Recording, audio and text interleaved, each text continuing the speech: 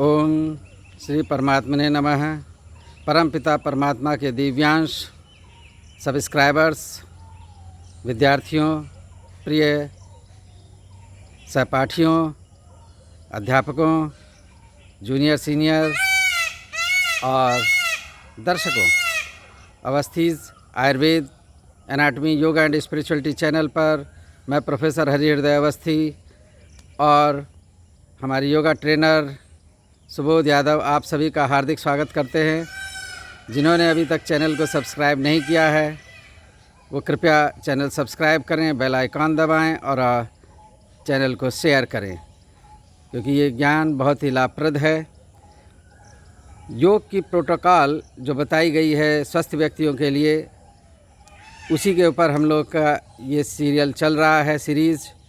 तो अभी तक हम लोगों ने जो आसन किए उसी के क्रम में अब लेट कर किए जाने वाले आसनों की बात आती है।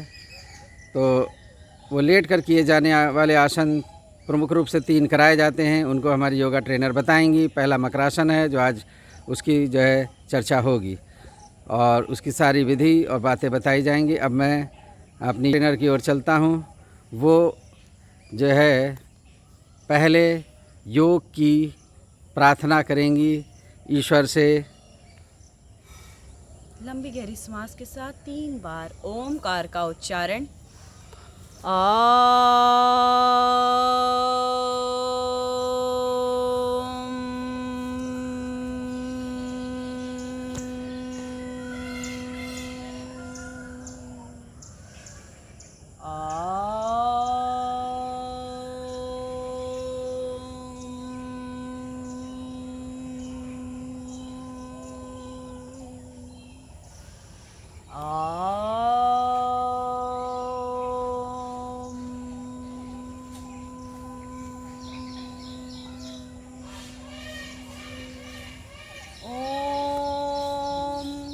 संगच्छध्वं संवदत्वं संवो मनासि जानता देवा भागं यथा पूर्वे संजानाना उपासते।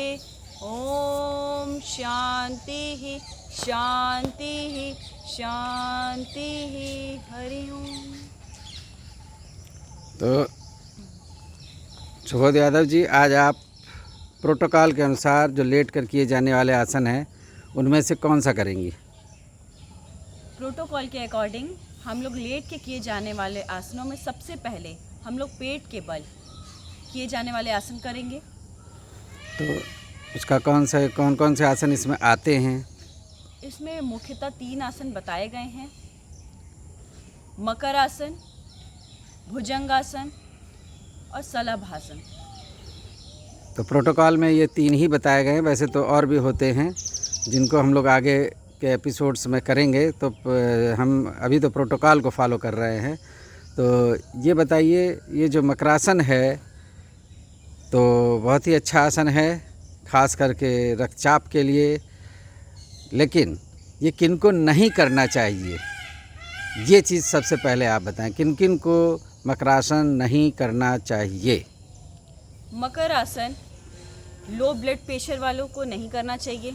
ये बहुत ही गंभीर, बहुत ही ज़्यादा गंभीर किसी पेट की सर्जरी या पेट के रोग से ग्रसित हैं, उन्हें नहीं करना चाहिए।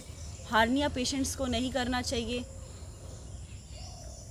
जिनको गर्भवती महिलाओं को नहीं करना चाहिए। और किसी भी आसन को बिना किसी भी डॉक्टर के, किसी भी चिकित्सक के या किसी भी योगा ट्रेनर के प्रिस्क्रिप्शन के बिना ना करें। बहुत अच्छी बात बताई, क्योंकि इसमें पेट के बल लेटते हैं। तो मेडिकल पॉइंट ऑफ व्यू से जिनमें उदर की वृद्धि हो रही, जिन रोगों में, उनमें इसका प्रिकॉशन है। तो सबसे जो फिजियोलॉजिकल ग्रोथ होती है फीमेल्स में वो होती प्रेगनेंसी। प्रेगनेंसी में जो है एब्डामेन एनलार्ज होता है जैसे जैसे फीटस ग्रो करता है। तो इसलिए आपने बताया कि गर्भवती महिलाएं इस आसन को नहीं करेंगी, क्योंकि फीटस पर दुष्प्रभाव पड़ सकता है, फीटल डेथ हो सकती है और स्टिल बर्थ हो सकता है। तो स्टिल बर्थ होता है कि मरा बच्चा पैदा होता है। तो ये बहुत ही इम्पॉर्टेंट पॉइंट आपने बताया। और सबसे टॉप पे नंबर 1 इसी को हम गिनेंगे कि गर्भवती महिलाएं जो है इस आसन को नहीं करेंगी। दूसरा जो है कि जैसे लीवर और स्प्लीन कभी कभी बहुत ज़्यादा बढ़ी होती है, जो दुगनी तिगनी बढ़ जाती है, स्प्लीन बढ़ करके अम्बलाइकस तक आ जाती है, उससे भी ज़्यादा हो जाती है, जिसको मलेरिया, कालाजार और ऐसे रोग होते हैं, क्योंकि ख़ास करके उसमें आरबीसी टूटती हैं और वो स्टोरेज हाउस होता है जो है स्प्लीन। और लीवर की जैसे वृद्धि हो रही है तो ये जो है एब्डामेन की में बढ़ते हैं। कोई बहुत बड़ा जैसे ट्यूमर हो रहा हो तो उसमें जो है उस पर ज़्यादा प्रेशर बनेगा, तो इसलिए चिकित्सक से सलाह लेना परम आवश्यक है। तो उधर में कोई ऐसे विशेष वृद्धि हो रही है और उसको रप्चर होने का या होने का चांस है, तो वो वाली कंडीशंस में जो है मकरासन का निषेध है। और वैसे ये मकरासन तो और शवासन जो है ये चिकित्सक पॉइंट ऑफ व्यू से रेस्टिंग फेस यानी कि रिलैक्स करने के लिए बॉडी को सर्वोत्तम है, लेकिन तब भी जो है किनको नहीं करना चाहिए ये स्पष्ट रूप से आपने बताया। अब आप ये बताएं कि जो शास्त्रीय विधि है, रिसर्च के हिसाब से है, तो उनके अनुसार जो है ये किन किन को करना चाहिए। स्वस्थ व्यक्ति तो सारे कर सकते हैं और केवल गर्भवती महिलाएं नहीं करेंगी। गर्भवती महिलाएं भी स्वस्थ मानी जाती हैं, कोई भी ये ना समझे कि वो कोई अस्वस्थ है। गर्भवती महिला जो गर्भ का धारण होता है महिलाओं को, वो फिजियोलॉजिकल ही कंडीशन होती है, यानी कि स्वस्थ प्रक्रिया ही है, वो कोई रोग की अवस्था नहीं है। लेकिन वो भी जो है इस स्वस्थ प्रक्रिया में भी नहीं करेंगी। ये प्रिकॉशंस बता चुके हैं, तो सारे स्वस्थ व्यक्ति करेंगे, मेल, और गर्भ की अवस्था को छोड़ करके फीमेल कर सकती है। और इसके अलावा किस किस रोग में आप निर्देशित करना चाहेंगी? हम लोग इसे high blood pressure, arthritis, cervical spondylitis में कर सकते हैं। जिन्हें भी कमर में दर्द है या घुटने में दिक्कत है या फिर हाई ब्लड प्रेशर है, इस सब चीज़ों में हम इन्हें बहुत ही अच्छे से कर सकते हैं। और अनिद्रा में, तनाव में, स्ट्रेस है, एंजाइटी है, मानसिक विकार, उनमें करते हैं, क्योंकि ये मन को शांत करता है और बॉडी को रिलैक्स करता है। तो मस्कुलर अगर जो है कोई ज़्यादा थकावट या लेबर या फिजिकल वर्क ज़्यादा कर लिया हो तो उसमें भी ये जो है प्रिस्क्राइब किया जाता है। तो हाई ब्लड प्रेशर आपने बताया कि उच्च रक्तचाप, तो उच्च रक्तचाप पे हमारा अलग से एक वीडियो जारी होगा। तो उच्च रक्तचाप में मकरासन को बताया, तो इसका जस्ट अपोजिट जैसे हुआ कि लो ब्लड प्रेशर होगा तब उनको नहीं करना है, क्योंकि हाई को ये जो है ठीक कर रहा है, यानी कम की तरफ लाता है। तो लो वालों को, जिसका ज़्यादा लो हो रहा है, तो वो जो है इससे बचें। तो ऐसा भी जो है शास्त्र में है। तो ये पॉइंट रह गया था, इसलिए मैंने ये ऐड किया कि ब्लड प्रेशर में किस ब्लड प्रेशर में करना है, किस में नहीं, क्योंकि बहुत से लोग खाली इतना बोल देते हैं कि ब्लड प्रेशर। तो ये भी साथ में जानना जरूरी है कि हाई ब्लड प्रेशर कि लो ब्लड प्रेशर, कौन से आसन हाई ब्लड प्रेशर में किए जाते हैं और कौन से लो ब्लड प्रेशर में, तब उसका जो है साइंटिफिक और परफेक्ट आंसर होगा।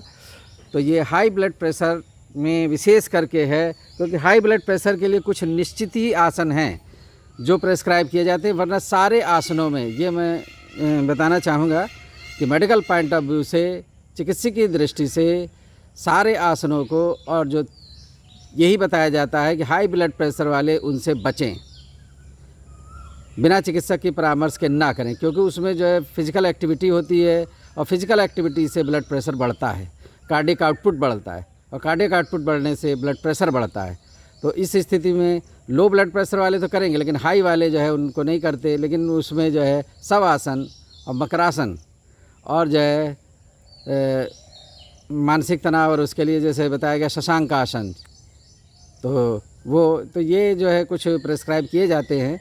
तो जिसमें बेस्ट जो है मकरासन और जो है शवासन बताया गया हाई ब्लड प्रेशर के लिए, क्योंकि इसमें रहने से और बॉडी रिलैक्स होती है और ब्लड प्रेशर कम होता है।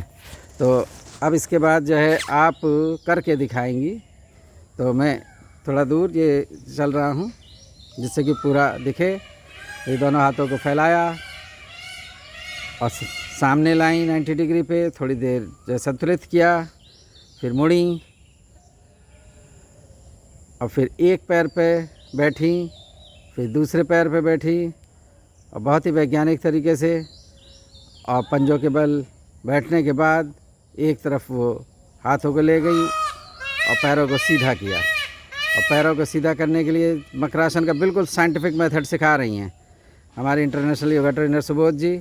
देखिए उन्होंने आगे की तरफ ले गई, फिर एक तरफ गए और ये वो साइड है बाईं साइड, और एक तरफ उन्होंने ये इस तरीके से पहले लेटी, फिर दोनों हाथों को सीधा किया। तो ये जो है शवासन की स्थिति हुई। तो ये शवासन में इस टाइम हैं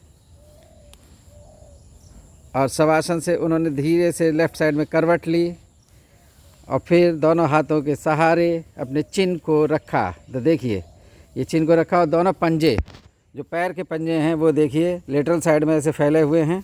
दोनों पैर के पंजों को देखें कि क्या पोजीशन है। मैं इसको दिखाना चाह रहा हूँ पैर को, तो पैरों के पंजों को दिखाया और ऊपर से आप इसको देखें तो ऊपर की पोजीशन दिखाई। और एक साइड में जो है फेस को दोनों हाथों के जो एक के ऊपर एक रखा है उसके ऊपर सहारे से रख लेते हैं, तो जिससे कि रेस्टिंग फेस आती है और आंखें बंद। तो ये एक पोजीशन है। तो चारों तरफ से पहले एक बार हम घुमा के दिखा दें जिससे इस कंडीशन को आप समझ सकें कि इसमें क्या है। हाथों की पोजीशन देखिए, पंजे हाथ जो है एक के ऊपर एक हैं, किस तरीके से हैं ये देख लें ज़रा। वो सर को हल्का सा ऊपर उठाए जिससे हाथ दिखें, एक के ऊपर एक हाथ किस तरीके से, ये देखिए। ठीक है,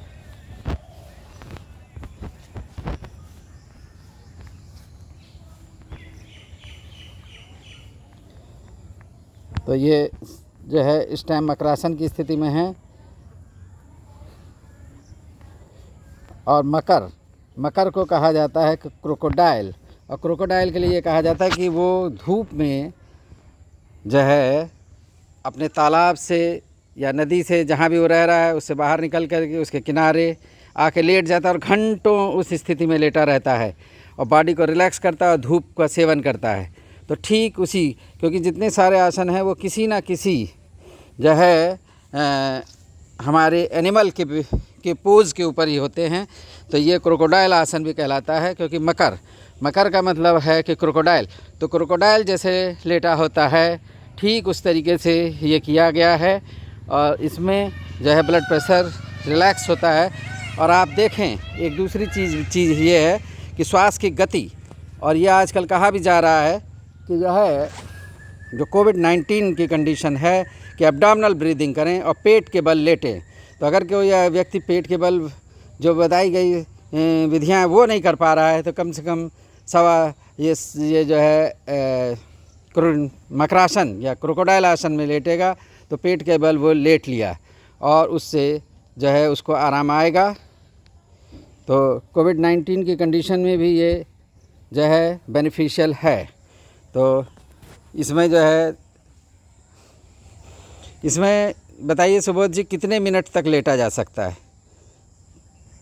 2 से 5 मिनट तक। 2 से 5 मिनट तक। अब आप जो है फिर से अपनी सामान्य स्थिति में आ जाएं, जिससे कि हम लोग अब सामान्य स्थिति में आने का प्रक्रिया देखिए। दोनों पैरों को जोड़ा, बाईं साइड की करवट से उठना होता है, ये याद रखेंगे, दाहिनी से नहीं, क्योंकि दाहिनी साइड में लीवर होता है, लीवर पे जोर नहीं, और लेफ़्ट साइड में स्टमक होता है। तो स्टमक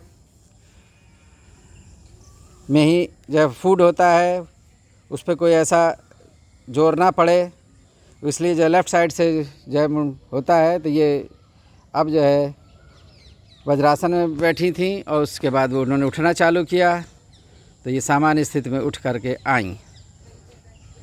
ठीक है, तो अब हम जो है सामने से एक बार दूसरे साइड से करेंगे, केवल करके आप दिखाएंगे। कैमरा इधर है, आप फिर से जो है मकरासन करें, क्योंकि हम 3 साइड से दिखाते हैं परंपरा के अनुसार।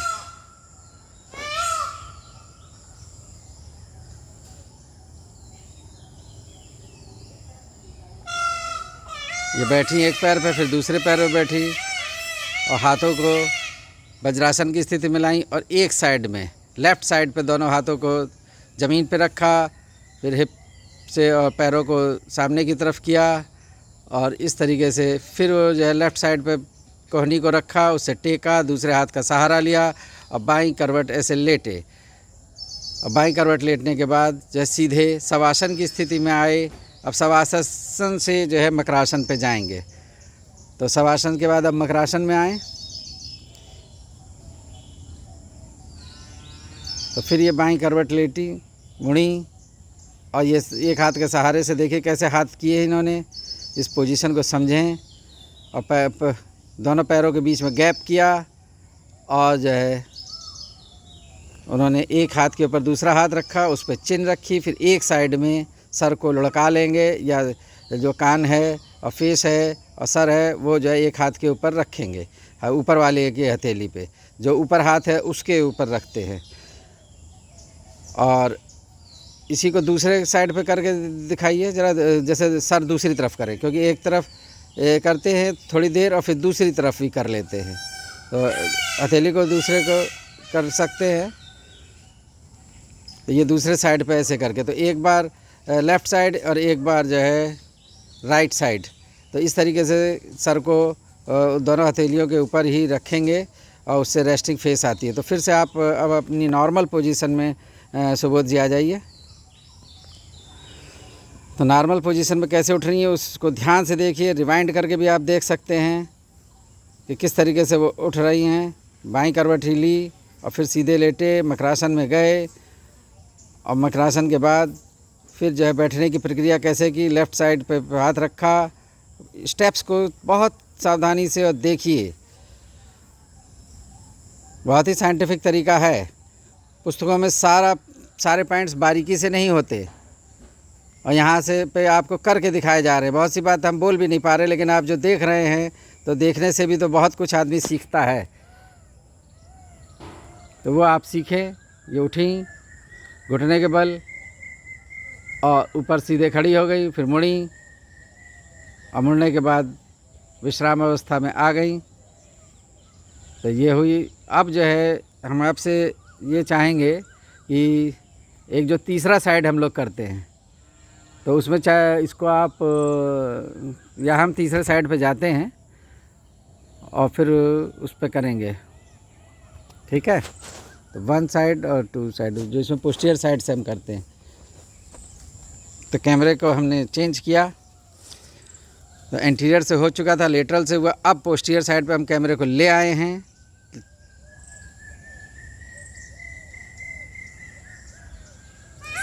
देखिए कैसे बैठ रही हैं, ठीक।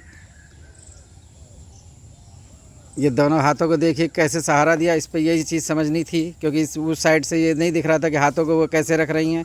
इस साइड पे ये स्पष्ट हो रहा है कि हाथों का सहारा उन्होंने कैसे लिया और फिर किस तरीके से उन्होंने अपनी पोजीशन को सेट किया और लेटने का सही तरीका समझें। और अब गई शवासन में। ये शवासन की स्थिति है। अब शवासन से जो है गर्दन सीधी रहती है, लेकिन वो करवट के सहारे हैं, इसलिए जो है थोड़ा सा आया है, क्योंकि शवासन नहीं लगा रही है, मकरासन की तरफ चल रही हैं। अब ये मकरासन के लिए उन्होंने करवट ली और एक हाथ के ऊपर दूसरा हाथ रखा और उसके ऊपर चिन रखा, और फिर एक साइड में वो जो है सर को ले जाएंगी।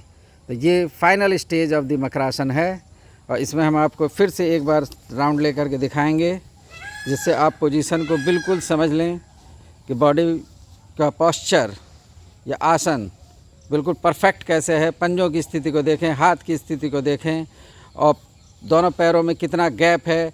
अगर गैप आप ज़्यादा नहीं कर पा रहे तो कम रखें, आधा फीट, 1 फीट, 1.5 फीट, जितना आप रख सकते हैं उतना रखें, जिसमें बॉडी रिलैक्स फील हो, क्योंकि ये रिलैक्स करने का आसन है, तनाव के साथ नहीं, जोर लगा कर नहीं, जैसा वो हर बार बोलती हैं कि उस स्थिति में नहीं करेंगे, क्योंकि तनाव या जोर की स्थिति में उल्टा काम हो जाएगा।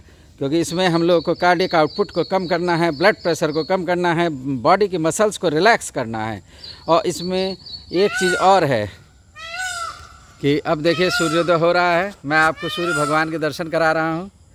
ये सूर्य भगवान के दर्शन है, और अब मैंने इनलार्ज करना चालू किया। ये देखिए भगवान सूर्य भास्कर, विश्वानि देव सवितः दुरितानि पराशुभ यद्भद्रं तन आशु।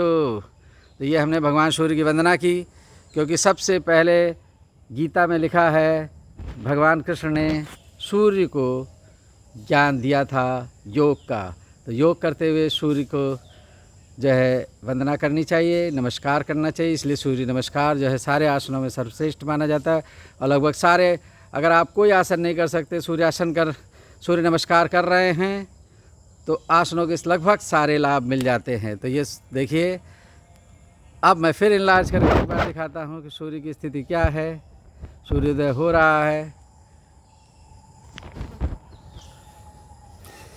तो अब मैं चाहूँगा कि हमारी योगा ट्रेनर अपनी को रिटर्न करें सामान्य अवस्था में, मकरासन को छोड़ करके।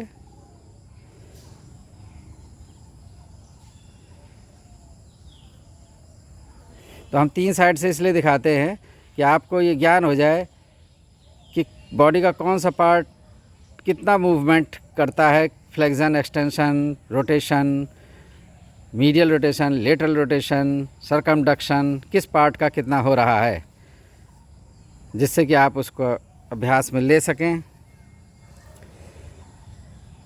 ये खड़ी हुई, ठीक।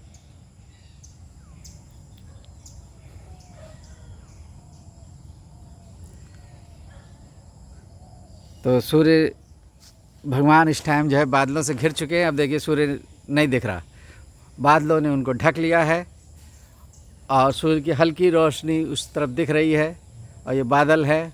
आपको प्राकृतिक सौंदर्य भी यहाँ का हम दिखा रहे हैं योग के साथ, क्योंकि प्रकृति के साथ जुड़ना योग की परंपरा है। यत् पिंडे तत् ब्रह्मांडे। तो अब हमारी योगा ट्रेनर ये बताएंगी कि इसमें श्वास प्रश्वास की प्रक्रिया क्या होती है। सामान्य श्वास होगी सारी गतिविधियों में। तो बहुत सही बताया आपने कि सामान्य श्वास जैसे हम लोग लेते रहते हैं, जिस गति से वही गति रखेंगे। तो ये, और प्रिकॉशंस क्या लेते हैं, जैसे जो स्टेप्स आपने लिए, किसी स्पेशल स्टेप और क्यों ही वैसा करते हैं, जैसे बाईं करवटी क्यों लेते हैं, और या स्टेप्स में सावधानियां क्या क्या हैं आपकी दृष्टि से, योग की दृष्टि से, जैसा आपने शास्त्र में पढ़ा और आपने खुद अपने द्वारा जो अभ्यास किया है रिसर्च में और जो खुद फील किया है, वो थोड़ा सा बताएं। सबसे पहले हम लोग बैठने की प्रक्रिया से लेकर लेटने की प्रक्रिया तक में बहुत ही धीरे धीरे, बहुत ही सावधानी से करेंगे।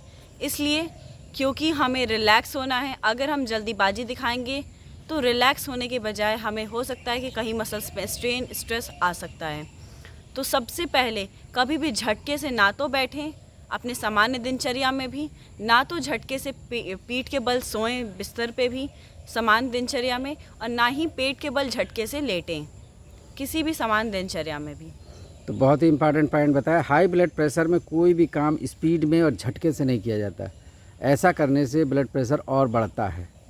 तो ये जो है शांत करने के लिए एक आसन है, बॉडी को रिलैक्स करने के लिए है। तो मानसिक और शारीरिक रूप से ये शांत करता है। स्ट्रेस, एंग्जाइटी, डिप्रेशन इसमें लाभकारी है।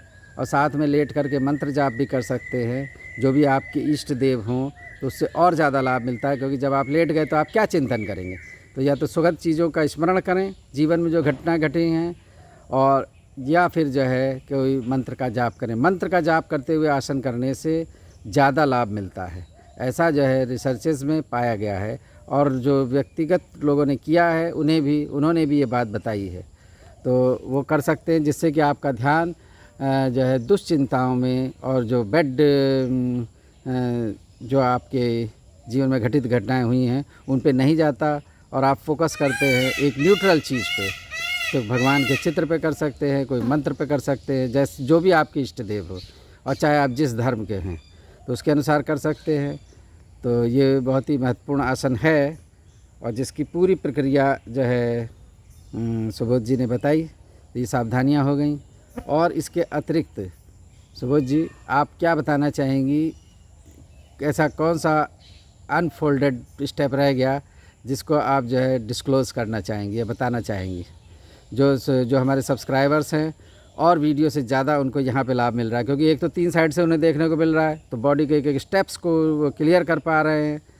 तो हाई ब्लड प्रेशर के लिए बहुत ही अच्छा आसन है। तो आप रिपीट भी कर सकती हैं, क्योंकि जो है जो अगर कोई इम्पॉर्टेंट चीज़ है तो हम रिपीट करते हैं तो वो भी अच्छा होता है। अच्छी बात का अमृत तुल्य होती है, उसको कई बार सुना और समझा जा सकता है।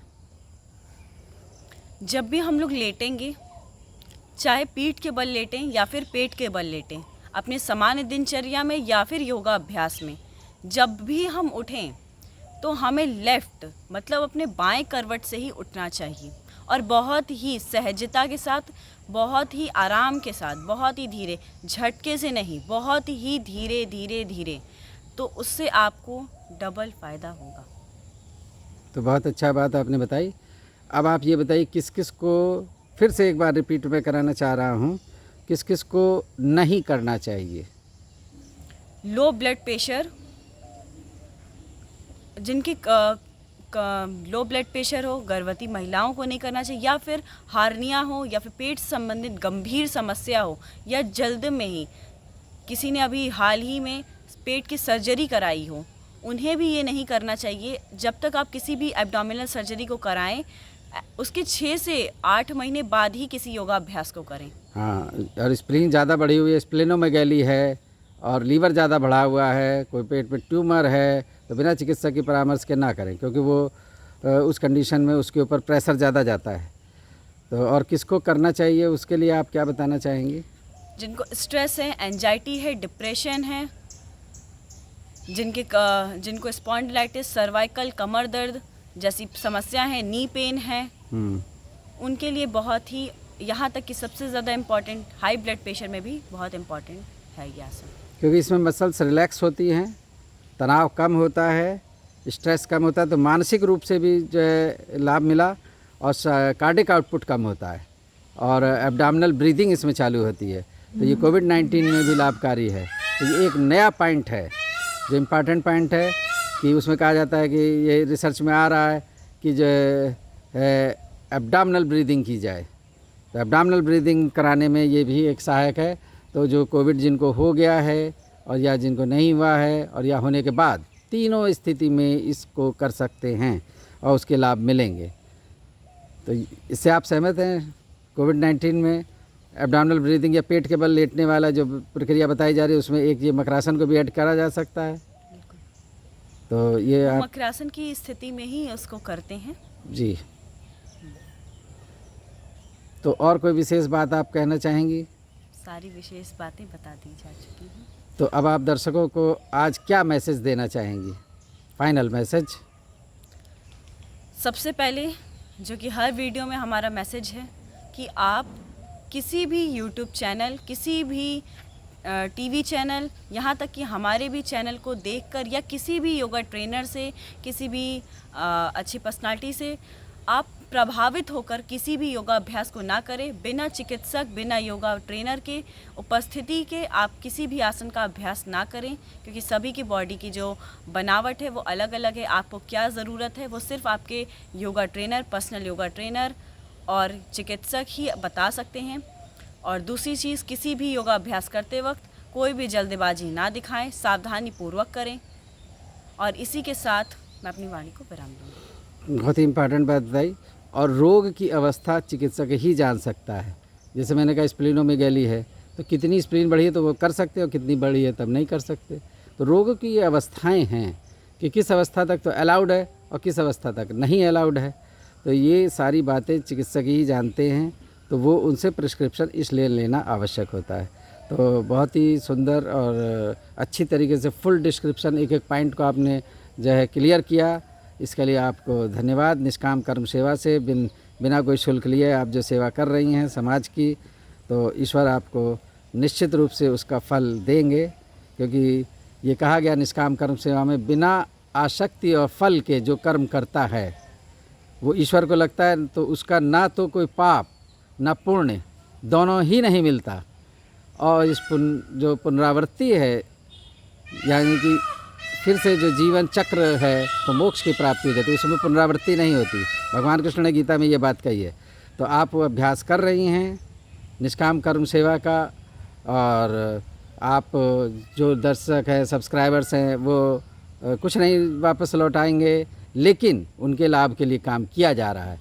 यही निष्काम कर्म सेवा कहलाती है कि जिससे हमें कोई लाभ नहीं होगा और हम समाज के लिए लाभ कर रहे हैं, जो इनका पेइंग कैपेसिटी नहीं है उनको भी लाभ हो रहा है। और योग इसी उद्देश्य से किया गया है, क्योंकि रोगों की जो कीमती और महंगी चिकित्सा है वो जिनको नहीं भी मिल पा रही है, तो कम से कम वो योगासन कुछ करें तो उससे कुछ तो रोग में लाभ मिलेगा। तो मानसिक तनाव और शारीरिक तनाव और को कम करने के लिए मकरासन जो है बेस्ट है। तो ये चीज़ हुई तो हम सभी भारत के प्रधानमंत्री नरेंद्र मोदी जी ने जो योग को स्थान दिलाया है, तो जो पतंजलि ने अपने समय पे दिया, इस समय जो है हमारे प्रधानमंत्री ने दिया, क्योंकि उन्होंने इसको विश्व योग दिवस 21 जून को डिक्लेयर कराया। तो बहुत बड़ी ये उपलब्धि है। आप एज ए योगा अभ्यासक इसको उपलब्धि मानती हैं या क्या मानती हैं? बहुत बड़ी उपलब्धि है सभी योगाभ्यासियों के लिए, सभी योगा ट्रेनरों के लिए, और नए एक योगा में कैरियर जिसे कह सकते हैं, न्यू एक अपॉर्चुनिटी जो आ गई है सभी के लिए, तो एक कैरियर के रूप में भी है जिसे आप अपना सकते हैं। तो और जो हमारे जो मुख्यमंत्री हैं योगी जी, वो तो योगी हैं ही, तो वो जो सारे अभ्यास और ये सब चीज़ें वो करते ही हैं, और जिससे कि मन फोकस होता है और जो है कार्य की क्षमता बढ़ती है। जैसा गीता में कहा है, योगः कर्मसु कौशलम, ये परफेक्शन की तरफ ले जाता है। तो आप सब परफेक्ट हों और जो भी चीज़ आप काम कर रहे हैं उसमें सफलता पाएँ, और अगर विद्यार्थी हैं तो ज़्यादा से ज़्यादा अंक प्राप्त हों, क्योंकि आपकी मेमोरी बढ़ेगी और आप फोकस कर सकेंगे अपने सब्जेक्ट पर। और अगर आप कॉम्पिटिटिव एग्ज़ाम दे रहे हैं तो उसमें भी मन बैलेंस हो कर के एंग्जाइटी और स्ट्रेस कम होगी, तो आप परफॉर्म कर सकेंगे।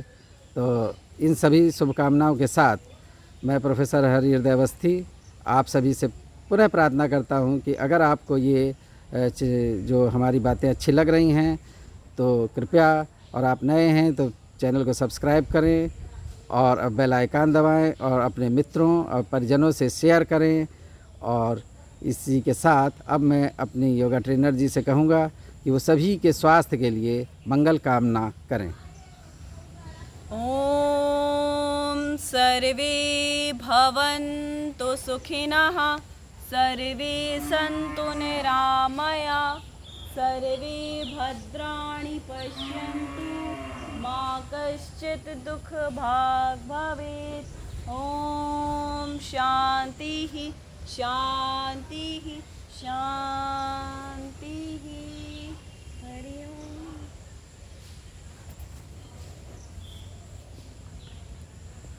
तो इसी के साथ आप सभी को बहुत बहुत धन्यवाद, सब्सक्राइबर्स को, और मैं अपनी वाणी को विराम देता हूँ। Thank you all.